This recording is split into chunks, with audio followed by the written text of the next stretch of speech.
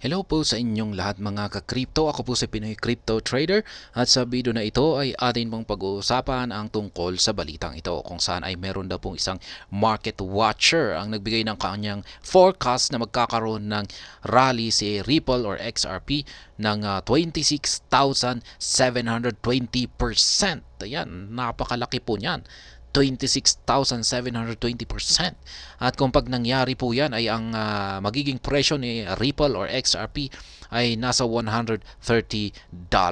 Ang laki po niyan after 7 years of suppression. Yan, mangyayari daw po ito pagkatapos ng 7 taon na ng suppression. Yung suppression dito ay yung parang pinigilan yung kanyang pag-angat. At yung aking nakikita po rito na tinutukoy ng market watcher dito na nag-suppress sa kanyang presyo ay walang iba kundi yung kanyang kinakaharap na kaso kay SEC. Ayan. Kaya kung pag natapos po yan, wala na yung kaso kung pag nagkaroon na sila ng settlement at wala ng suppression. Yan po yung posibleng dahilan na wala nang makakapigil sa pag-angat ni XRP. At ayan, yung kanyang forecast dito ng isang market watcher na yan na nga, 26,720% or $130 ang magiging presyo ni XRP. At ayan, bago po tayo magpatuloy ay nais ko po munang bigyang linaw ang aking disclaimer kung saan ang nilalaman po ng video na ito ay hindi po ito isang financial advice. For education and information purposes lamang po ang layunin nito. Maliban po dito ay nais ko na rin pong magbigay babala na wala pong kahit anumang group chat ang Pinoy Crypto Trader. Ayan. Tindi po ng prediction dito, $130. Ayan. XRP might be gearing up to reach the $130 price threshold in 2024, indicating a rally of 26,720% from its current price after 7 years of trading below expectations. Ayan. Naghahanda na po ang Ripple or XRP sa pag-angat nito sa kanyang napakatinding presyo na $130. Ayan, price threshold. At mangyayari po yan, ayan, sa sunod na pong taon, 2024. Ayan. Kaya maiiwan po tayo pag sakaling hindi pa tayo nakakapag-accumulate ng gusto ng dito kay XRP. Ayan, ang tindi po niyan, $130 kasi yung presyo nito ay sa ngayon, kung makikita natin yung presyo nito ngayon, ayan, wala pa sa $1. Kaya pag ganito umangat tapos umangat ito ng ganito presyo tapos ayan next year pa ay next year na lang, ayan napakalapit ayan alam mo na kung ano ang mangyayari. Kaya 26,720% ang tindi po niyan. XRP Captain, a crypto analyst and a prominent member of the XRP community, made this prediction while discussing XRP's price movement since 2017. The influencer presented a weekly chart detailing the formation of a symmetrical triangle. Ayan po si XRP Captain, ang crypto analyst na naglabas sa kanyang prediction na ito dito. XRP forms the symmetrical triangle. Data from the chart shows that XRP has been trading within this symmetrical triangle over the past 6 years, having formed the lower trend line of the triangle from March 2017. Ayan. Naglalaro rin po si XRP sa loob ng isang symmetrical triangle pattern. Yan po ang nakita ni XRP Captain at yung kanyang naging basihan dito sa kanyang prediction. Ayan. Isang symmetrical triangle pattern. Ayan, at kitang-kita naman natin na talagang malinis yung kanyang yung galaw ng ni Ripple na yan nagpapakita sa pattern na symmetrical triangle na ito. Ayan, kitang-kita natin na malapit na rin po siya dito, napakalapit po niya dito sa loob ng dito sa dulo ng symmetrical triangle pattern na ito. Sa mga hindi po nakakaalam, ang symmetrical triangle pattern ay isa po itong strategy, breakout strategy, kung saan ay nag-aabang po tayo ng breakout na magaganap dito. Kung pag nagkaroon siya ng breakout dito sa itaas, Ayan, itaas yung resistance trend line na ito ay mataas po ang posibilidad na ito ay magpapatuloy sa kanyang pag-akyat.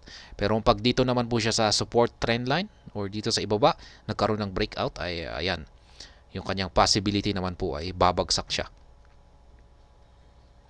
Notably, XRP staged an impressive run from early 2017, ending the year with remarkable gains. The rally spilled into 2018, leading to the all-time high of $3.31 in January 2018.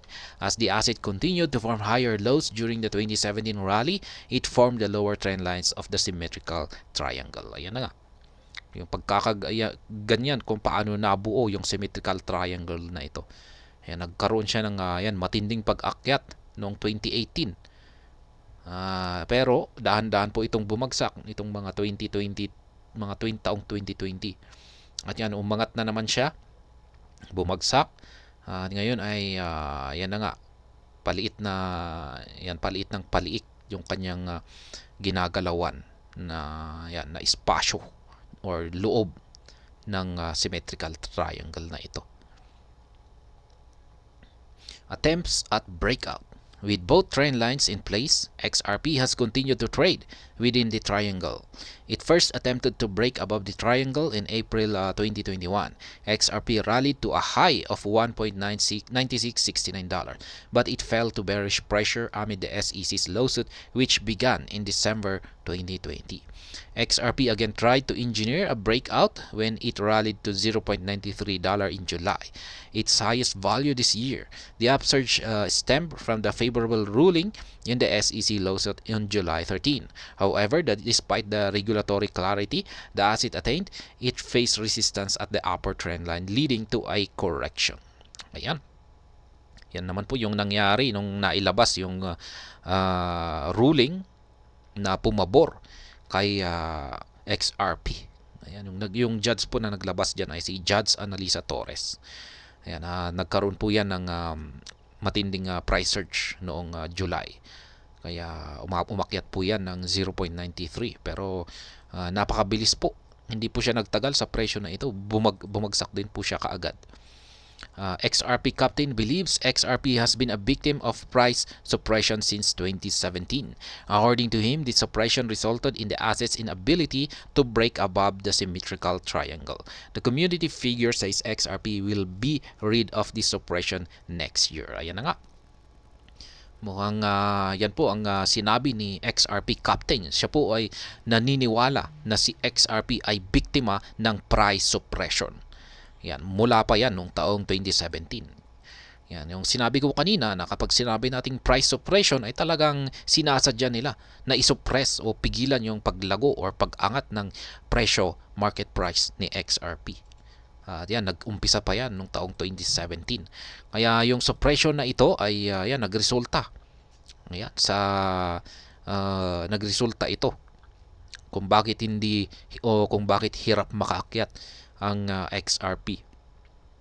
Ayan, pero ang kagandahan po nito ay ang sabi po ni XRP Captain ay malapit na pong mawala yung suppression na ito, price suppression na ito.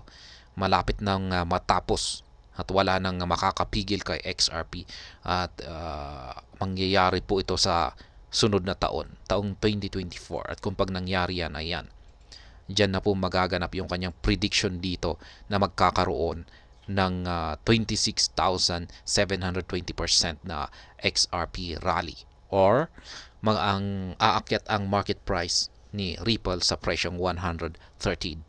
Kaya ayan, isa po itong magandang balita para sa mga XRP holders or investors ngayon. At ayan, hanggang dito na lamang po tayo sa video na ito mga ka-crypto. Sana po ay inyong nagustuhan ang aking paliwanag dito. Kung inyo po itong nagustuhan ay pakiclick lamang po ang like button nito. Para naman po sa mga bago lamang dito, kayo po ay aking inaanyayahan para mag-subscribe. Pakiclick na rin po ang bell icon nito dahil ito po ang siya magsisilbing notification nito sa mga bago kong videos na akin pong ina-upload sa aking YouTube channel na ito.